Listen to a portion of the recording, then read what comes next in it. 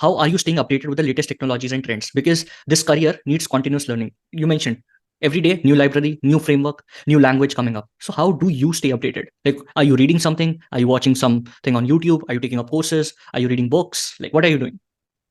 Yeah, so my in general funda about it has been to not really go on specific libraries and frameworks. I mean, learn them when you really need to use them. Other than Mhm. that, what I generally find is a lot more valuable is to invest on like more fundamental skills around like maybe some basic high level design concepts, some low level Mhm. design concepts.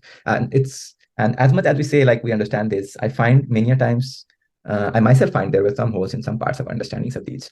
And Mhm. it's really important to kind of like make sure like that you keep on brushing these up. You keep on like having discussions with people, because sometimes these discussions are really relevant in making sure like you fill those blanks or holes that you had in these understandings.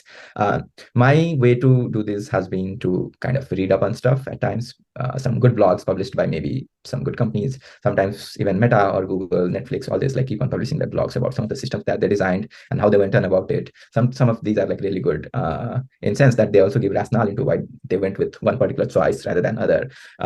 So I generally prefer like reading up on these stuff. Sometimes I also watch some videos around these topics, what really intrigues me. So Mhm. my general idea has been to read up on what interests me at that particular point, and maybe watch videos on the particular area that I'm interested in, and not worry too much about, not have this FOMO of like maybe something new library just got released. I'd probably read up on what it fundamentally does, so that Mhm.